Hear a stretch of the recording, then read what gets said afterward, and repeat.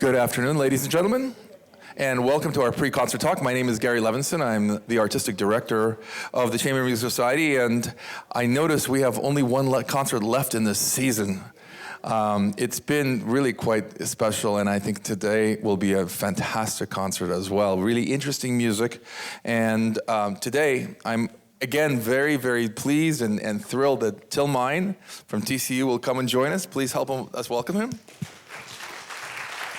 For those of you that may not know, Till is a prolific composer and a wonderful friend of the Society, and we do, how many do we do, like 3 or 4 a year or something like that together? Yeah. And it's actually quite exciting to have a living composer who can explain to us the mechanics of how this music works. I love that, a living composer. I'm glad I'm not a dead composer. No, thank you for not being a dead composer.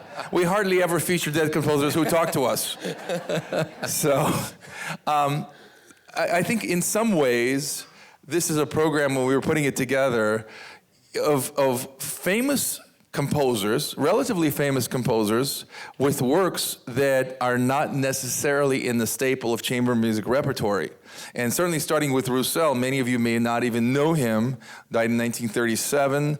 We've got quite a few ideas about him, but really what I want to start with him is why the string trio? You know, the string trio has such a great history. You know, it started with the Sonata da Chiesa, for example. So Bach and Handel and Gimignani wrote a bunch of stuff. But the string trio really evolved, I would say, in the latter 19th century, right?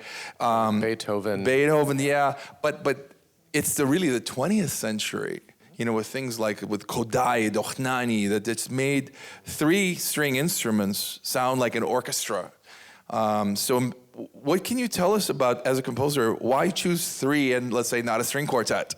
Yeah, well, I mean, I think that's a great question because in some ways you'd think, well, 1 more would be even better. You get those thicker chords. But I think also having a trio instead of a quartet makes it a little more, it's easier to move around, you know, you can, I don't know how to say it, but it's more workable in some ways. Sure, it's more flexible, and I think really the thing that I'm so excited about in this piece, and the Dochnani, which we just talked about, is the viola. The viola, while, you know, from a range standpoint of view, is somewhere between violin and cello, it has really 2 timbres. One is a tenor, and another one is a viol. So in some ways, it's almost as if you can write for string quintet, because that viola is going to be able to work between cello, viol, tenor, and violin. Right. And you'll hear in the finale, in the wonderful little scherzo, which we think sounds a little bit like Wicked Way to the West. You'll hear there's a lot of humor in this tarantella. Yeah. So, nice thing about Albert Roussel is that, though French, I think when we were preparing the talk, we found there's so many elements of completely different. So you have elements of Stravinsky, and you have elements, maybe a little bit of Bartók, but certainly a lot of Ravel and a lot of Impressionism, except he never stays there. But you know, I also found that it feels kind of German to me in a way too. And I was thinking about all of his possible influences, and some of the later generations, even like Poulenc comes after him, although they overlap. But I hear so many different influences, and I didn't really know Roussel's music until I just recently started thinking about it. Well, this slide right here shows you to whom they dedicated to Trio Pasquier, and they knew him quite well, obviously, and a lot of his orchestral music was really, really popular in the time. But he did teach quite a bit, and I think in terms of compositions, he has this fluidity about the music, and this trio really shows that fluidity. Let's listen to number 1, that first example, which is the opening of it. It sounds rather dense, but I think when we listen to it, it's actually very easy to hear. Let's hear number 1, please, John.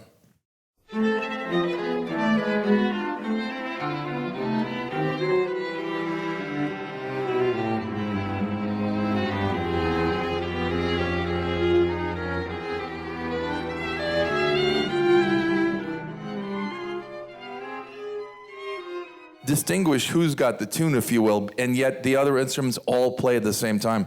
What can you tell us in terms of composition? How do you get this ability to hear through other voices? How do you compose for something like that? I don't know how to answer that question. I had a totally different thing going on in my own head. You tell us. I was just reflecting on the melody we just heard and then all the harmony that's supporting it. And you know, we talk in the early 20th century about tonality versus perhaps atonality, which is a bit of a misnomer. It's actually maybe polytonality. Right. But in any case, when we're listening to this track that we just heard and then also the next track, you'll hear that you can follow the melody and there is harmony supporting it, but it's relatively dissonant, which is to say that it's tonal, but it moves around a lot. Right, and the thing about dissonances that we really should talk about now is dissonances have existed from the beginning of time. It's just that our ear, those of us who are used to classical music, let's say, of the 18th and 19th century, there's a resolution to the dissonances, whereas here it sort of travels. So if you're looking for something dissonance to be immediately resolved, you're going to be very disappointed. Yeah, and when I mentioned German earlier, I know Roussel's French, but I think a little bit of Richard Strauss, because when you hear his dissonances, they're so sweet and they pull you in, and he usually does resolve them. With Roussel, they resolve too, but he's a little bit later, and you feel like you're not sure where they resolve to. Indeed. Let's listen to the second example where this language is really being shown. Number 2, please, John.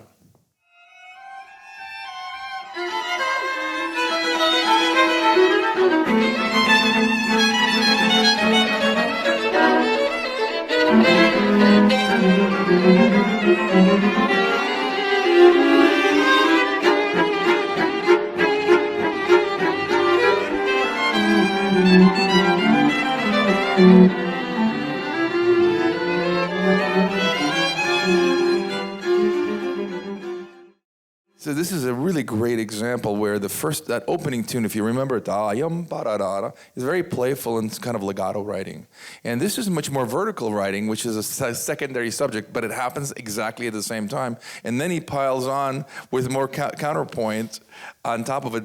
What I love about this piece is that it sounds like this would be cacophony. You have 3 separate things going on for quite a long time at the same time.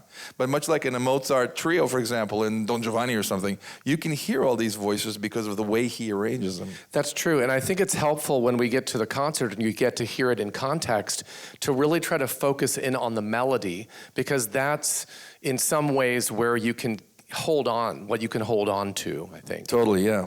So, slow movement, which he marks really slow. Yeah.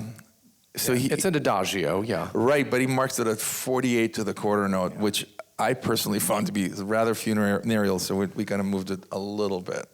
But listen to this opening, because what's great about it is there's kind of 2 ways to do it. So this could be suspended animation, so time just stops, or it could be kind of like a flower blossoming. And I think the beauty of this movement is it's going to be different to each and every one of you, and that's the great thing about live music. Let's hear that next example, please.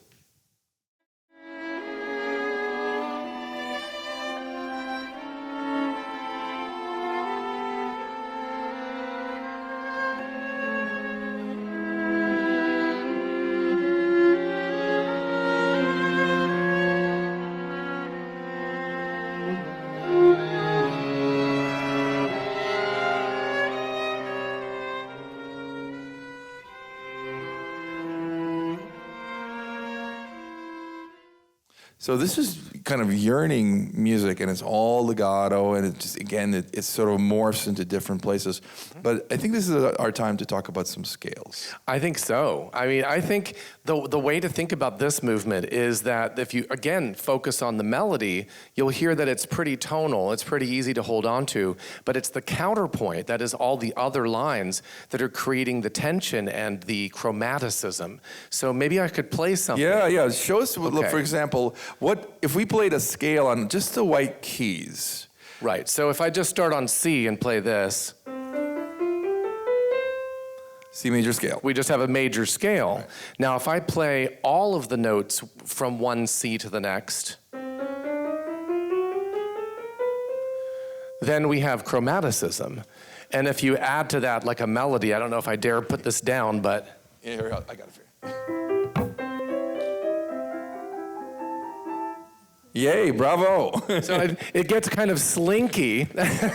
You can hear this chromaticism of the other line, the chromatic scale, but with the other one that's creating melody, tonal melody, you put them together and it's dissonant, but separately, they kind of have their own existence. Yeah, and I'm so glad you did that, because what's fascinating for me about harmony and melody is they all go in different directions. You can have motion that's the same, you could have contrary motion, and you can kind of go in and out in texture. So in some ways, there's 4 ways to do anything, at least. True. Yeah, that's true. Yeah. Okay, so the next example we have is from the Allegro con spirito, which is very virtuosic and a total mood change from that slow, suspended animation. Let's hear that example, please, John.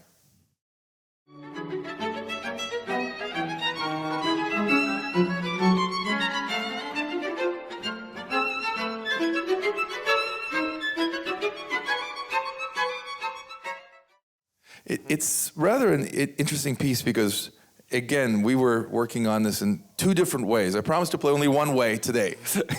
But you can approach this in a very virtuosic manner, or you can make it playful. And I really think the playful way is the way to go, which is what we're going to do today. But it's interesting because, well, let's talk about what is a tarantella, because that's kind of the rhythm that this movement is about. Well, so a tarantella is a Southern Italian dance, and it's a dance in 6/8 meter, which is something that has 3 in it. So 1 and a 2 and a 1 and a 2 and a. It's about that tempo, like you just heard. Yeah. So yeah, and those of you who remember when we talked about tarantellas before, the term comes from the dance that the farmers would do when they were bitten by a tarantula. Why that's funny, I have no idea. You guys can laugh. I thought if I was a farmer far, far away, that probably would be a terrible thing to happen. But they thought it was cute, and they call it jocoso, which means happy. So it's one of those things where this is a very playful thing. And again, I think because 1937, films have already come, and people would go to films all the time, there's a lot of commercial... this sounds negative, but I don't mean it to be. There's a lot of commercialism in this, which is charming and beautiful because it's the time, before World War II, but World War I has already happened, and they want it to be jocoso. They want it to be happy. Yeah. You know what? One extra thing I found interesting about this movement, this is a 3-movement work, and this is the final movement. And to me, I felt like this should be one of the middle movements and should be like a scherzo movement, but it's actually the closer. Well, yeah, because everybody wants to have a smile and go out with a bang. So let's hear that last example, John. Thank you.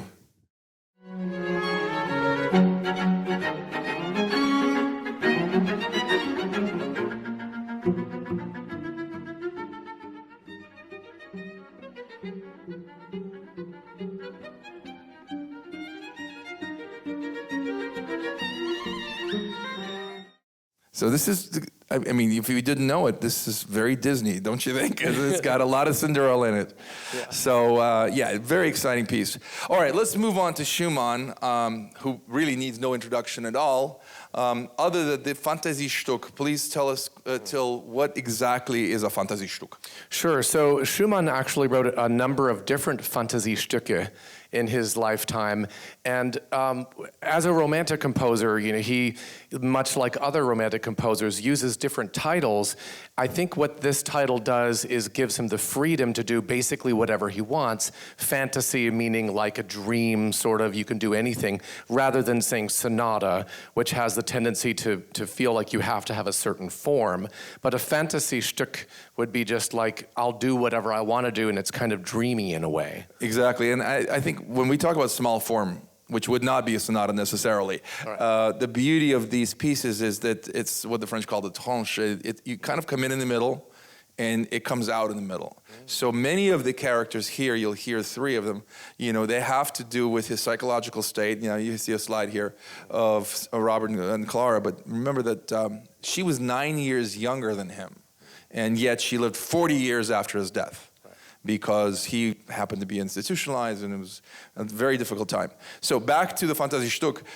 This first one is the most tender, beautiful piece, and you should know that when we transcribe things, and this may actually be a question for you, this is originally for clarinet.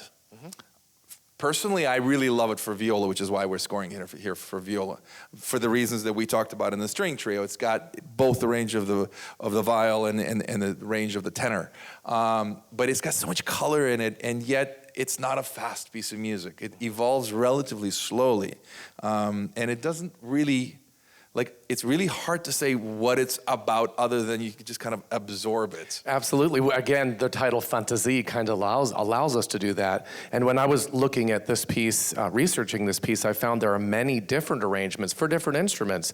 So A clarinet was the one it was originally written for, but the viola has almost the exact same range as the A clarinet, only off by 1/2 step. So at the very least, it gives the same kind of amount of space for the instrument. And the way he writes it is so fantastic because there's a lot of rubato that's traditional in it. So rubato, of course, means, well, strictly speaking, it means to rob, but it's a freedom within the beat. Yeah. Which is pretty much the exact opposite of what we talked about in the Roussel.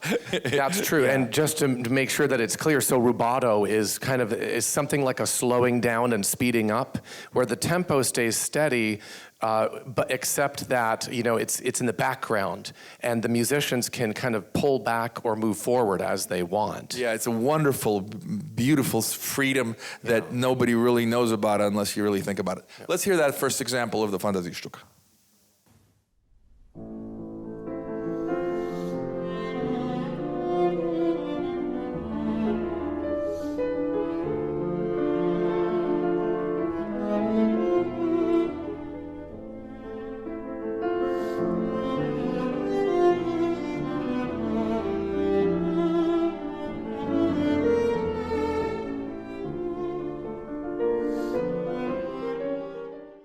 So you can see that it's a kind of an endless melody, but there's so much freedom within it. So it's really fantastic the way he does it.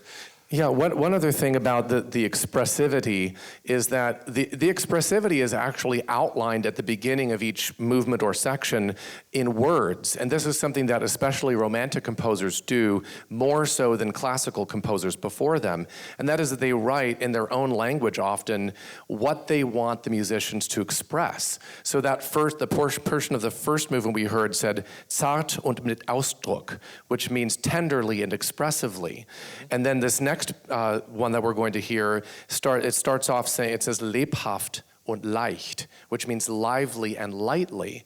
So if you didn't have those words as a musician, you might interpret it differently. Yeah, and it's really wonderful actually to give the mood, because most of the composers of his time probably would write something like Allegro or Adagio, and then you figure it out for yourself. Yeah, and then you get to Mahler and he writes nicht schleppen. Yeah. Which don't go too slowly. Right, but remember that took like 60 years to figure out. True.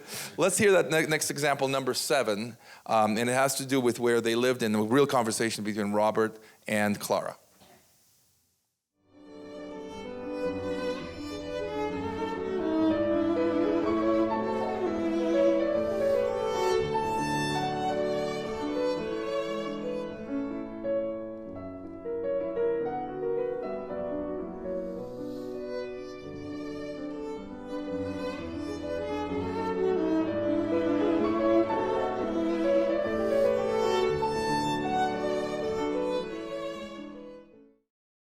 This one is so amazing because unlike that first one, it never really stops. The first one to me is just like one long soliloquy, but this one is more like Florestan. It's got this underlying beauty and yet excitement, which if you're not careful, you kind of don't notice the excitement. You more feel it in your bones. Yeah, that's true. Very cool. All right, so the last one that we have is it's a Mannheim rocket. So. Yeah, so Mannheim is a city on the western, sort of southwestern side of Germany, and it's where composers from the latter part of the 18th century, they created this style that had various different nuances, and one of them was this thing called the Mannheim rocket. So composers like Stamitz created this excitement in the music by just rocketing the notes upward. Yeah, so it had to do with scales and arpeggios, right, as it would develop the keys, and certainly Mannheim orchestras were one of the very first full-time orchestras, so that, they became very famous for that, and everybody went to go check it out. Yep. All right, let's hear number 8, please.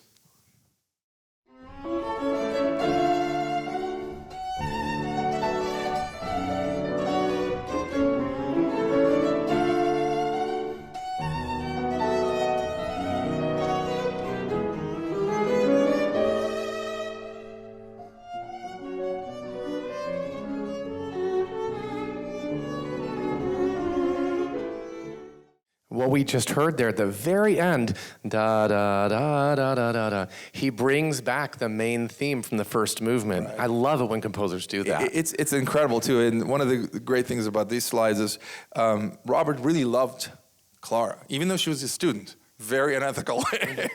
Man, and her father was against it, actually. Yeah, right. But they had, did you know that her father sued Schumann for fees because they wanted to get married. And Schumann said, fine, no problem, keep my fees. So I mean, it kind of all worked out in the end. It's kind of amazing. I think he gave up something like 9 years of performing fees to marry Clara, but I think if you asked him, it was well worth it because not only was she an incredible pianist and maybe the most important woman composer of her time, but she premiered and championed his music. Yeah, what a great partnership. Yeah, I mean, like 40 years after his death, she was playing Robert Schumann's music. Yeah. So really quite something. Okay, our last composer is, sorry, let's just go through these Mannheims, is Felix Mendelssohn. Now, this is not the Mendelssohn that you probably think of because, although it was not far away, because Mendelssohn unfortunately had a very short life. He died at the age of like 38. So, I mean, it was unfortunately an incredible geyser of creativity, but he didn't live a long time. This is a 15-year-old Mendelssohn, and the most famous piece of music that we know of Mendelssohn post 15 years old is 16-year-old Mendelssohn, the Octet, and of course, Midsummer Night's Dream. What is amazing for me, and one of the main reasons I always wanted to play this piece of music, we have one player who's played it before, and that's our bass player, is because it's so fascinating to see how composers of any age, regardless of their talent, how they experiment with things and how you could walk it back from the pieces that we know. So you'll hear a lot of stuff that we'll go through today that he refined in the octet only a year later.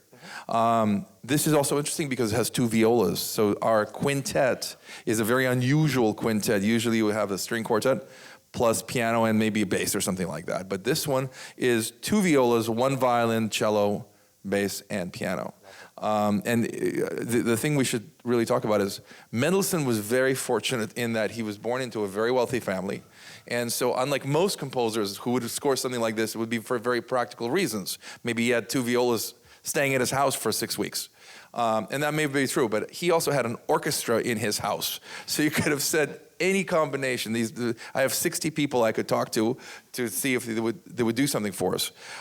So as a 15-year-old, I mean, he was just incredibly skilled at the piano playing, which you'll hear. And what I really love about this piece too is even though there are pockets of piano concerto writing, the strings and piano still make a cohesive whole. And it's really quite amazing the way he does it. So let's listen to number 9, which is an opening of the piece, and it's where the strings pretty much set the mood for what we're going to do in that first movement.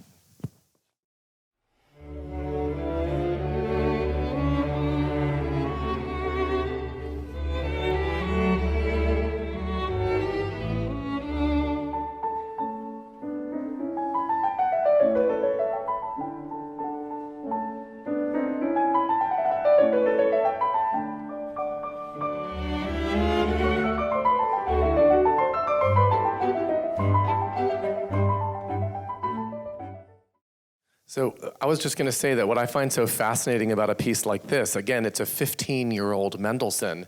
I mean, how many 15-year-olds do you know who could write a 25-minute piece that's this intense? Yeah. But what's amazing for me is that we now know, we were talking about this the other day, we know what Mendelssohn did after this for the next 20 years of his life. We know the genius, but to just hear this moment in time of a very young composer, you know, you can hear that it's a young piece. Mm-hmm. It actually has a lot of classicism in it. The piano is kind of like the star in many ways. Sorry, you know, you're a string player. No, but I mean, happy to be in the background. the strings do beautifully in this piece, but the piano, whenever it starts, you'll hear the piano just kind of takes off. Has a lot of figuration. I think this first movement especially, you know, if you listen to just a small excerpt of it, you could mistake it for Mozart. But if you listen more carefully, and it is in fact in the strings, there's a density in the lower strings. You have the two violas, and they oftentimes are in parallel intervals. So there's a weight to it that Mozart never had, even though he loved the viola, was his favorite instrument. So it's really interesting scoring for the strings, even for the 15-year-old Mendelssohn. He knew what he was doing. The second example that we have now is a little more virtuoso, and there's concerto like writing. You have triplets. It's just more stuff going on. Let's listen to number 10, please.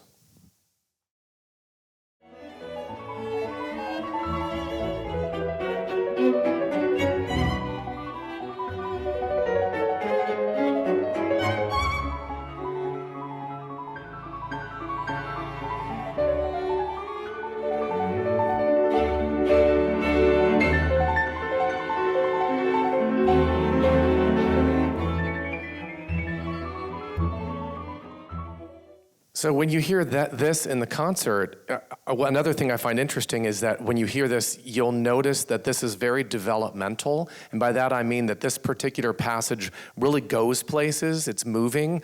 And what you really expect in the exposition is the statement of the themes, and then later you move on to the development. But here he inserts this pretty lengthy developmental passage. I almost felt a little like, where am I, when I heard this the first time? I think it's actually, if you ask the 16-year-old Mendelssohn, it may be a little too long, but he was only 15 at the time. What it is a precursor of, for me also, is his lifestyle, because he would travel. You know, there was a very famous citizen of Leipzig.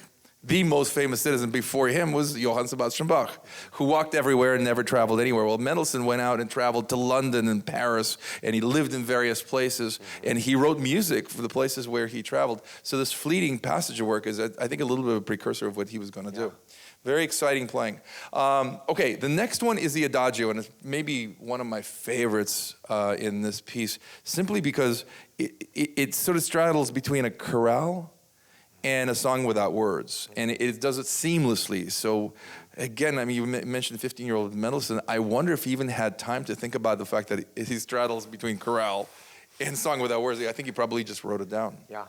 Well, I mean, 15, again, having the gravitas to be able to write something this slow and beautiful. I don't know are you aware of any of his sketches? No, I don't know anything about that. Yeah, we never see sketches. You see Beethoven's sketches, 50 pages of scratching things out. And you never see Mendelssohn's sketches because he just kind of wrote it down. He was a genius, I mean, for sure. Yeah. Okay, next example, let's hear that Adagio, please, actually, number 11.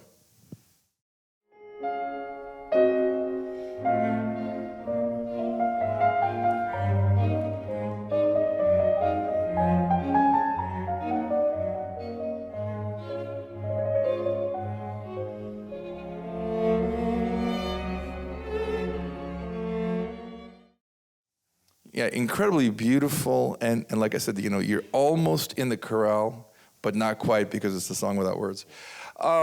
Next one, of course, is Minuet and Trio, which is in some ways an homage to Mozart, who had died in 1791. So not that long ago. I mean, it was maybe 30 years before this thing was written.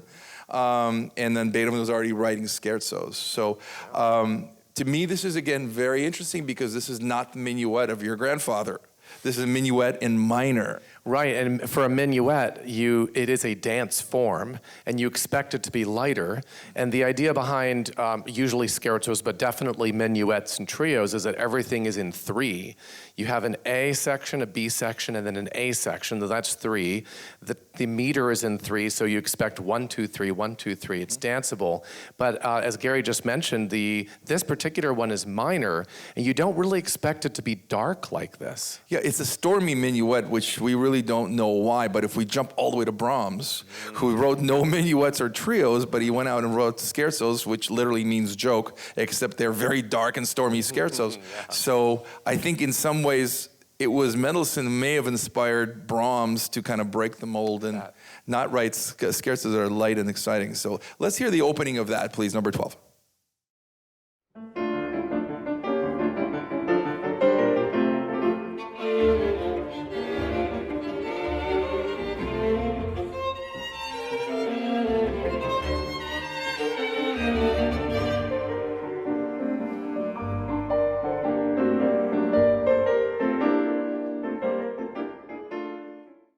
So fortunately for us, the trio is a complete contrast. Yeah, right. So the minuet, you can hear there are some major qualities to it. It turns pretty quickly to some major, but it also kind of winds around and modulates, moving to other keys. Then when we get to the trio, which is often the case for minuets and trios, the trio is a different vibe. And here we will hear something major. Yeah, there's a tradition of changing tempos for trios, either faster or slower.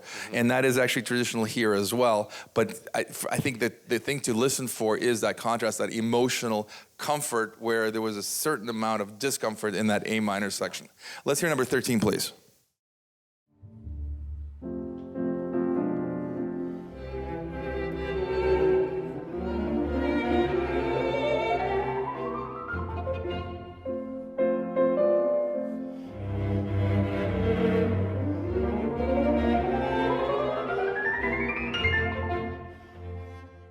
Did you hear that chromatic scale there? Absolutely. There it was again. Kind of brings it full circle. Yeah. Well, and the thing is that Mendelssohn, of course, didn't have this piano because of the evolution of the instrument. But man, it's so beautiful the way it just kind of goes up. Yeah, it goes up to the heavens, doesn't it? Like the way it goes just straight up and it dissipates there. And he's 15. How did he do it? Well, he was a pretty busy guy. You may have noticed some of those paintings that we had in the previous few slides. The watercolors are actually paintings of Mendelssohn. So I don't know what time he got up in the morning, but it certainly was before I get up. So let's look at the finale. We have two more. And this finale opening is a very interesting thing. I hear it as a Polonaise. And even though Beethoven in his time kind of wrote Polonaises, I don't think it was really a common dance in Germany, more of a Polish dance. Yeah. And yet that's exactly where he wrote. And I don't know if he heard it, maybe some of the people that came to his home, because he had a lot of guest musicians at the Mendelssohn home, but he certainly would have known it by that time, and he would have studied the scores, and he would have maybe even known some of the scores of Chopin. So, well, yeah, and I was just thinking about where he was geographically. Is he's more in the east, so he's closer to that Polish, the influence of the southern and eastern. Absolutely, Europeans. And since everybody played keyboard instruments, he must have heard it somewhere. Yeah. Let's hear that next example, number 14, please.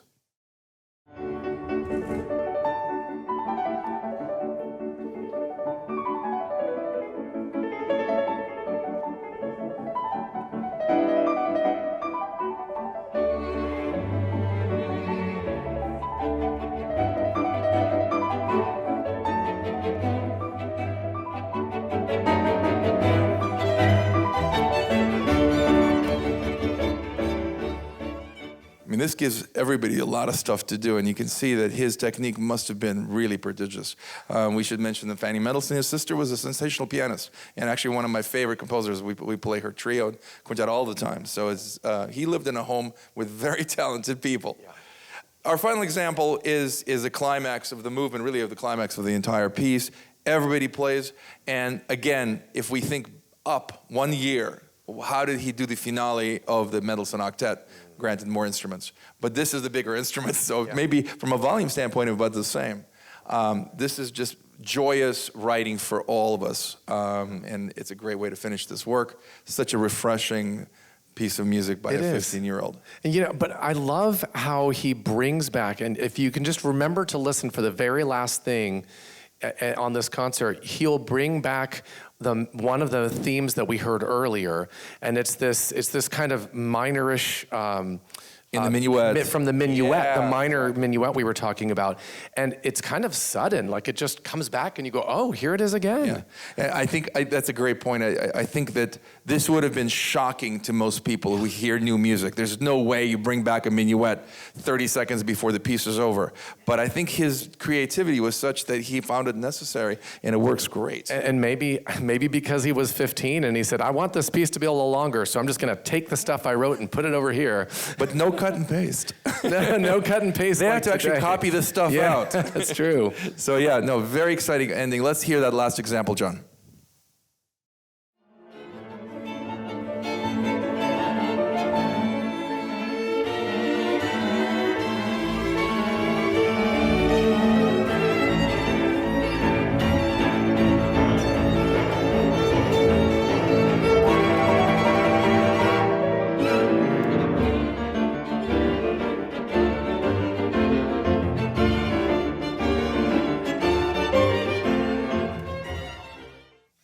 have it.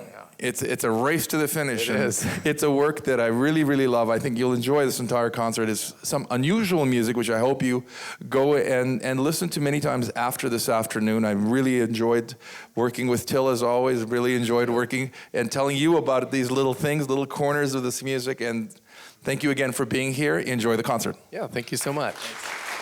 Hey, it's great.